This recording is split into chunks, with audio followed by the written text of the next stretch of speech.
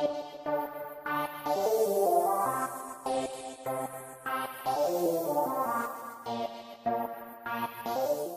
evening.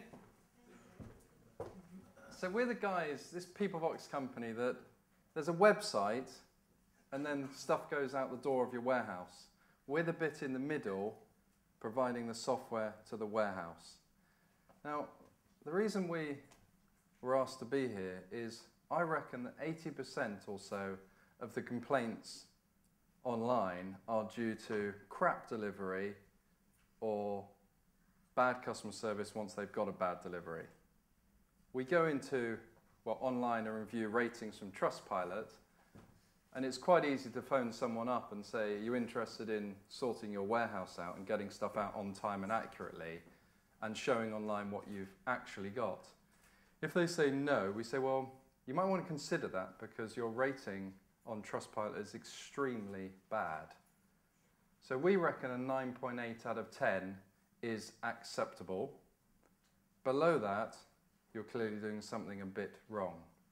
So we always encourage, certainly a couple of companies in the room are implementing our system, and I would say don't go near putting Trustpilot in until you've implemented a system to control your stock and get stuff out accurately. So that's us. Now, the thing that interests me is inside the warehouse, how it connects to the customer. There's this black hole. You place an order online, you get something back saying thanks. And then the next thing you hear is, it's been dispatched.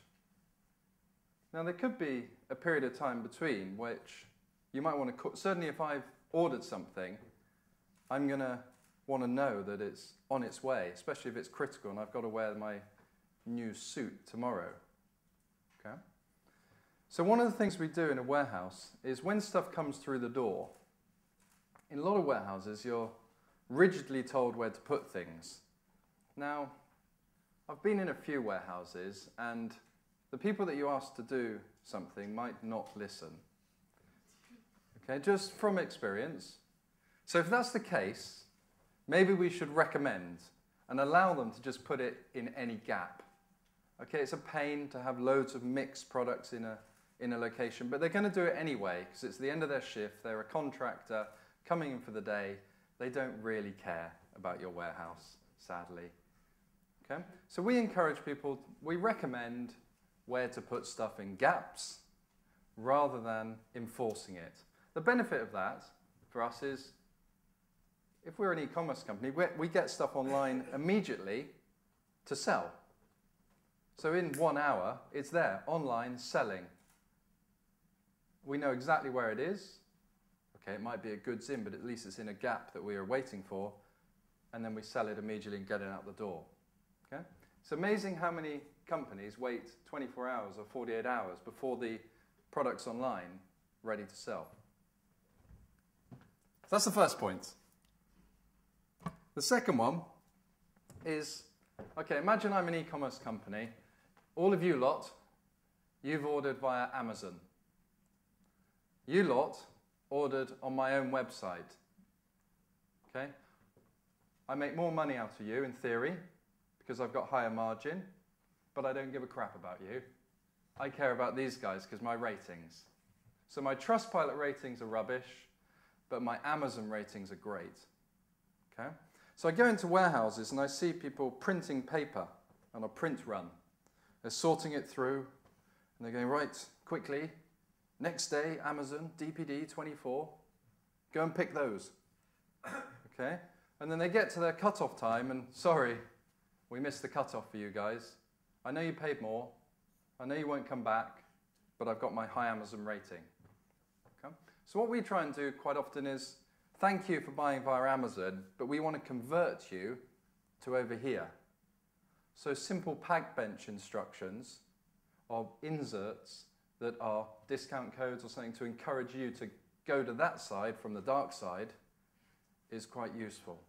And we see our clients, if they start at about 20%, let's say of total sales via, or 20% via marketplaces, we want to get down to 6% within a year and a bit. It's aggressive, but it's proven. It works, okay? By making this really good with great ratings. The reason I buy on Amazon is because I have no trust in the website over there. That's the reality.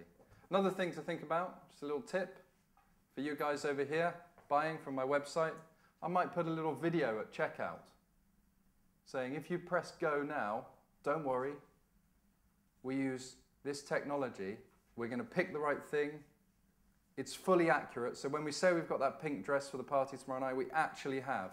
It's 100% live to the second. So a little video, I reckon, might increase your conversion at checkout, but only if you're confident in your warehouse system. So that's the second one. The third one is everything I saw in, actually I had a really real dressing down from a big third-party logistics about this. I looked at data of an e-commerce company. They were doing about 2,500 orders a day, one of our clients. And out of that, 97 point something % of the products sold in a day are totally different. They've got 120,000 SKUs, stock keeping units. Okay? So what I learned was, sales via marketplace, it tends to be one product. Sales online tends to be one product for them. But so we know about 50 to 55% of total orders of our 100 or so clients are single item orders. And the traditional warehouse is used to moving pallets out to stores, whereas an e-commerce warehouse has to get loads of little items that are all totally different size and color variations and get them out accurately to many places. Okay? So we came up with, how can we kick ass and get 120 orders picked per hour per person? Okay? I know that the biggest pure play clothing fashion house online does 57 picks per person per hour. Our average is 75 because we have obsessed with single item orders and maximizing pick routes for e-commerce. We're terrible outside of that if you take us into certain other areas, but certainly for retail with their e-commerce part and brands with their e-commerce part, we rock. Okay?